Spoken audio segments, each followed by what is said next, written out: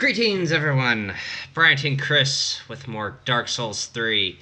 And as we play this, today is Monday, November 13th, and we are going to be talking about EA because right now they are in some deep crap. What a day! I mean, this is a day for the history books. Oh yeah. So, if you're a Star Wars fan, if you're a gamer fan, you know that Battlefront 2 is coming out on Friday, and it's just received a heck of a lot of hate because of the pay-to-win wall they've set up for Battlefront 2. You should have spent that $15 for that crazy sword that kills him in one hit. Yeah, I should have. Damn. Oh, man. What were you thinking? So, I'm pissed, but I understand, like, the business aspect. Well, we'll start from the very beginning. So, the big thing today was a guy on Reddit kind of posted, hey, I just spent $80 and I can unlock Darth Vader. Which I think is, hey, I like to play with a certain character. I played him in the first Battlefront. He was a lot of fun. I'd love to play him in the second one right here. Well, they say, oh, well, you can't unless, I guess, even if was there a chance if you pre-ordered and you can get an Epic box? No, you get an Epic box, but it's a 10% chance. So, whatever. So he goes, oh, well, you didn't get them in here. Well, you have to grind it out for currency, and you can buy them. Okay, until you break it down, what it would take to develop amount of currency, to accumulate amount of currency, to buy them. It would be about 40 hours. Being a top-tier player. Being a top-tier player to unlock him, to buy him, and you can play as him. There's no other way to get around it. There's nothing else you can do. Or buy the in-game currency. Buy the in-game currency, which I think eventually they probably would do that. I mean, if they're gonna make more money off of it, go fuck yourself. You're gonna make that happen. EA, go fuck yourself. We already have your money. But this is why we're talking off camera. Was I get it. Battlefront 1. Everyone bitched about. There was no real content. There was nothing to keep you intrigued with the game, to keep you playing, apart from the sheer satisfaction of saying it's Star Wars, I can play with a bunch of my friends. Yeah. And now you just go, well, I hope you like playing this game, because if you want to get all the characters, you're probably going to rack up 500 plus hours in this game. Oh, 500 you wish. Try like 1,000. I would think after all is said and done, probably 1,000. Oh yeah. which Destiny all over again for us. Which is weird because a lot of these games nowadays are basically tailored to the guy that he's a family guy. He works. He's got other responsibilities. He can only play a couple hours or an hour a night. Dude, he's not letting you get that at all. He's like, you're not shoving that up my ass. No, thank you, sir. Oh, damn. The guy that can only play, frequently. Yeah. 2 hours, 2 hours maybe a day. 3. He can play a couple days a week. You want something you can play. You have fun. You're not stuck in a thing of going, I don't have any of the good weapons or any good skills or anything else, because these guys can play 10 hours a day. Yeah. Because some of them, it's their job. And that's kind of, I think, some of the point is that, a lot of people nowadays... Oh, yeah, this is a trap of death. Take care now. Bye-bye, then. Well, I think to your point, yeah, there is the livelihood of people that do this stuff. So they can spend 5 days straight playing this game, max out characters, or they're incentivized to open up loot boxes, or they don't have to pay for them, or whatever it might be, and yeah, they can do those things. Now they're, I watched this one video. This guy had about almost every upgraded card in the game, and he had only played for like 10 hours because he bought them all. Hundreds of dollars of loot boxes. He didn't have Darth Vader, he didn't have Luke Skywalker, he didn't have Palpatine, but essentially every other character was almost maxed out in this game. So he's at a significant advantage than the guy that just spent $80 and just wants to play. Wants to play. Hey, me and my couple buddies, we like Star Wars. We're done with work. We're just going to play for a couple hours. They are not going to have fun. They're going to have their shit kicked in so hard it's going to spew out of their nose. Like, it's going to look like a double fudge sundae, like where they pull it out of a ice cream parlor. It's just like... it is not going to be fun for them. They're going to have a vastly different experience. Oh yeah. I thought it was going to run off. Me too. Vastly different experience. And if you're EA, you kind of have to take that harsh look at everything and go, is this in our best interest? Do we really take... who do we tailor to? Do we tailor the guy that's going to spend the $1,000 in loot boxes and he's going to play this game for 1,000 hours? Or are we going to tailor the guy that's going to pick it up for the holiday, or he's going to pick it up for his kid and play a little bit with him, and then that's the it? Yeah, where's the line? Where is the line? And I know you're never going to do anything that's going to affect your profits. That's just good business. But for us as a community together, it's really, really shady shit. Yeah. So Well, because who was the one that was on Achievement Hunter and then left? Ray Navarez. Ray. Okay, so it was Ray. I wanted to say Ray, but I wasn't. And I actually watched. He had. Oh yeah, he had the early access. He had the early access. He was playing it. He was doing the campaign. There was a lot of stuff that I watched with him, and I was going, this looks like a lot of fun. He didn't do a $200 box opening or anything like But that. he can. He can for sure. But for him, I don't know if he likes the grind. I don't know if he likes the challenge or what. But he's gonna be the type of guy too that's gonna play it, and he's gonna make plenty of money off of Twitch and streaming. Oh, and God, everything yeah. Too. So that for him, it probably doesn't matter, because he knows that I don't need to be an expert in this game.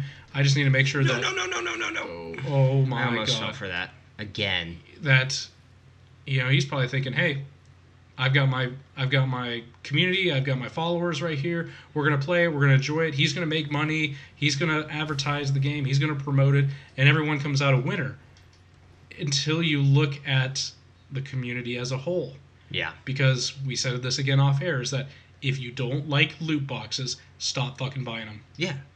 And that's the problem. Like, I think a majority of us don't like the loot box system. Now, that being said, have I bought loot boxes? Yeah. I've bought Overwatch loot boxes during like the summer games, Halloween, just for that, But what you're saying is that those are cosmetic only. Yeah. Those it's will not going to affect my gameplay. That's not going to affect your experience. And I get it. I get it that we want a progression, okay? We want, someone that puts time, so that they put time and their skill level comes with it, and that they'll be better at this game, so therefore they can get bigger rewards. But when you can just basically shell out more money and be better, pay to win, is that better? And I think on a more serious note is that this stuff is already made. When they develop these games, that stuff's already made. They just say, well, how much do you think people will pay for this? How much will this cost? They could have put that in the code and everyone could have access to it, no issue. I mean, hell, they could have just done something where it's like, hey, all you gotta do is get to level 10 and you get all these cards. Yeah. And so by level 50, everyone's on the same playing level. But now you have a guy who's level 1 and already kicking your ass. Level 1, which apparently you jump up in levels based on how good your cards are. So Yeah. you could be a level 1 and jump to like level 12 in 5 minutes. So where does it end? I don't know. That's my phone, sorry. Boo. I forgot to change the title. There we go. Boo. Okay. I know. Fly. It's a big fly. Death fly. So, that kind of bothers me that it affects us wanting to buy the game. Yeah. Because we were like super excited. Oh, it reminded me of old school Battlefront, and now it's like, no. Oh my god, dude. Oh, you need to heal or bleeding something. effect. Well, there we go. Alright, blood gem. I need something. you're slowly dying. Yeah, it's the leeches. Do I even have a... I don't even think I have a blood moth. You better be rocking them flasks right there. You're gonna keep dying. There we go. I do have it. Use. Fuck off me. Creepy crawlies. Nice. Okay, No, so and them there's secrets. the shortcut. Double hitter. Nice. But yeah, and that's the thing. It's, as a majority, we don't like loot boxes like this, but there are people that will spend $200-$300 for that advantage, and then the studio and the publishers made the profits, so they're like, oh yeah, this is great, let's keep using it. It's like, no, stop. Do not listen to the minority of these people. They may be the minority of the total group of people that buy your game, but they are making up the majority of your profits. Yeah. It's a very tough business model when 5% of your customer base accounts for, I'll throw a random number, 30% of your profit. Well, no, as the number we used was, let's say they sell 10 million units. Yep. So right off the bat, you've made 60 million. But then you have 1% of that. So 100,000 people that will drop $10 a week. Yes. 100,000 people dropping $10 a week. It's $1 million. It's $1 million. $1 million a week. $1 million a week in free profit. Yes. Because then of course it's taxes and all that. It doesn't cost them anything to make a loot box. Yeah. Because again, they've already made all the stuff. There's no physical product. There's no nothing. You're just getting a chance to get something you need. So that's why they do. Oh, they're gonna hit me with a bleed and kill me. All right.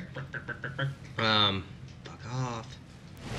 Yeah, that's why loot boxes still exist, because there's people that will drop. I mean, I've seen titles in Twitch opening up 100 loot boxes. You just spent $100. You literally just spent $100 for 100 loot boxes. But don't be misled by those, because remember, they are cosmetic. Well, no, don't get misled, because they have an agreement with the publisher, the developer of these games, to say, we want you to promote this game, so we're going to give you 100 loot boxes, or we're going to give you X amount of money for loot boxes. Open them up there, put it on your channel, get as much exposure as you can, and there you go.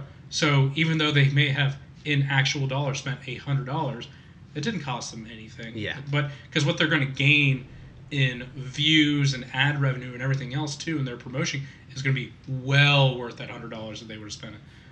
So really, the one that's getting hurt is the guy watching it. Yeah. The guy that thinks of, man, if I had 100 loot boxes, oh my God, I could get everything in this game. Yeah.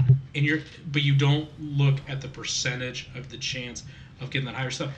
This guy that I watched did 100 loot boxes right there. They said for rares, out of all of them, was like 17%. Yeah.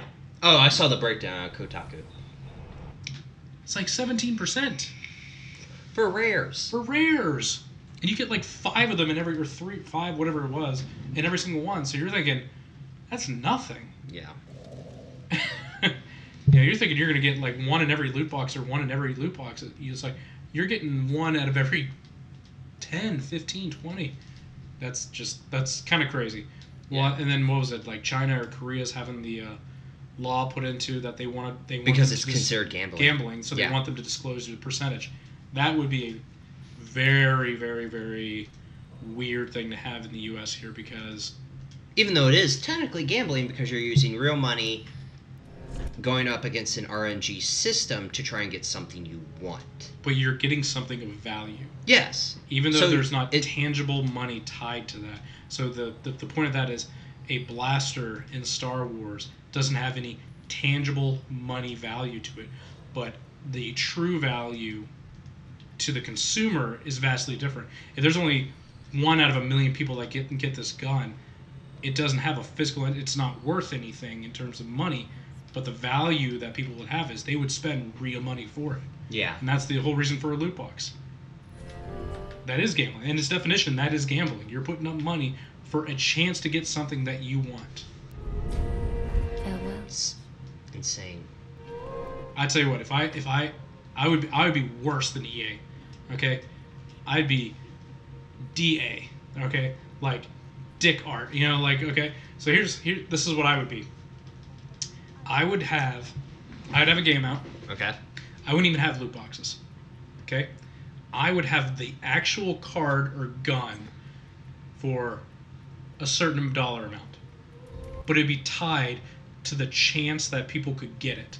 That's when you get really fucked up. So, for instance, say there's a gun that there's like 0.01% chance, okay? Uh-huh. You can buy that gun for $1,000, okay? But the likelihood of someone getting in a loot box then decreases, which now means the gun is more valuable because there's a less amount of them out there. There's less chance of someone getting that. That's how I'd fuck with people. I'd say, you want that gun right there? That's going to be $15. You go, So CSGO. essentially. Yeah, so CSGO. That's. I mean, if I was going to be that asshole, if I was going to be that asshole company, that's what I would do, man. Because I'd know, okay, it costs $15. I know a million people are going to buy that gun because it's the hottest gun out there, or that's what all the pros are using right there. I could make so much more money, and it's not gambling. You're just buying the gun. Then you just completely wipe your hands of, well, there's no gambling. You can buy that gun right there. What they don't tell you is there's 100 other guns, and they can release new guns, or they could ask the pro guys to go, listen, we're thinking about putting out a new gun. You're going to play it at the championships right there. You're going to go on a 35 kill streak and just completely wipe the floor. Everyone's going to see that gun, and guess what? It's not $15. It's $25 on our shop. You can buy it right now. I'm an asshole. That's how I do. But you're not wrong. I know, but it's shitty that it comes to that, because games have been around for such a brief time. I'm going to say brief in a sense of how it's evolved now. We're used to buying a game and it's all there. Yeah. Essentially, it's no different than if you went to an arcade. I'm going to use an old term. Remember back in the arcade, you throw your quarters in it. So, if you went to an arcade, you threw a quarter in, you could play the game. You know everything is there. There's no hidden anything in it. Right? Yeah. There's no, hey, you have to go to the counter and buy a cartridge from the shop guy for $15 that you can then put into this arcade and you'll have a better experience. No, it was all there. But now, with DLCs and all of these other season passes and everything else that they kind of bundle into, you're not getting a full experience. You're not getting a full game. Would it be even worse if they said, hey, for $120 you can get everything? But they do that. They just wrap it up in a way of season passes and everything else too. Yeah. Which is, I don't know if you want to say misleading, but it's you're not getting the full story. I have no idea what you're doing today. Trying out some new weapons, infusing some, reinforcing them. Frozen. Because, can I not? Oh my god, I'm an idiot. Yeah, you are. We knew this. This is nothing new. Oh my god, dude, it's like a Buster Sword. But I need to look at my. So, 51. Okay, hold on.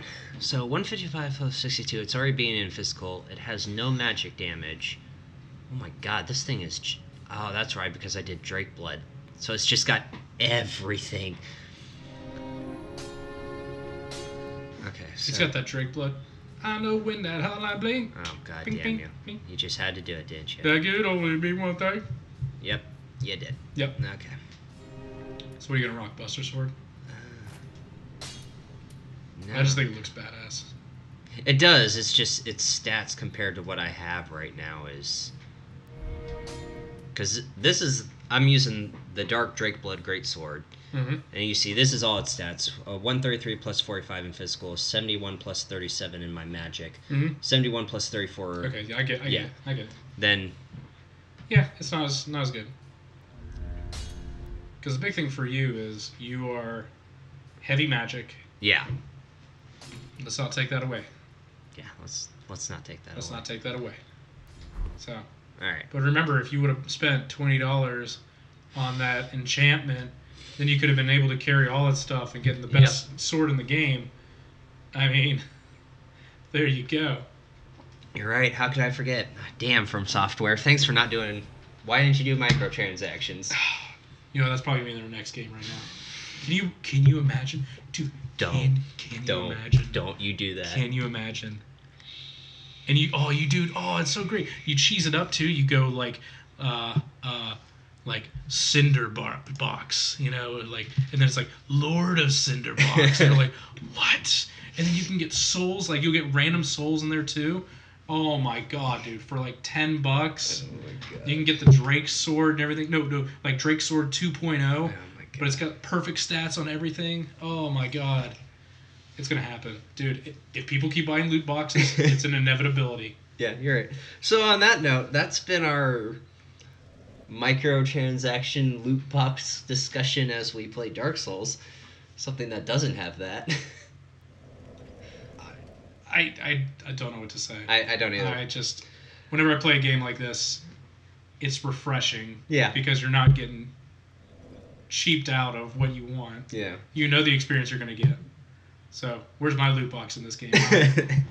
Well, whenever they come out with Dark Souls 4, oh wait, they're not going to call it that. It's probably going to be like Tim Bumblebee 85 Black Bloodborne Edition. 2. It's going to be the hit new game that no one's heard of, Bloodborne 2. Alright, so that'll be the end of this episode. In the next episode, we will be taking on the final boss of this DLC, which I hate with a fiery passion. Bye, everyone. Bye-bye.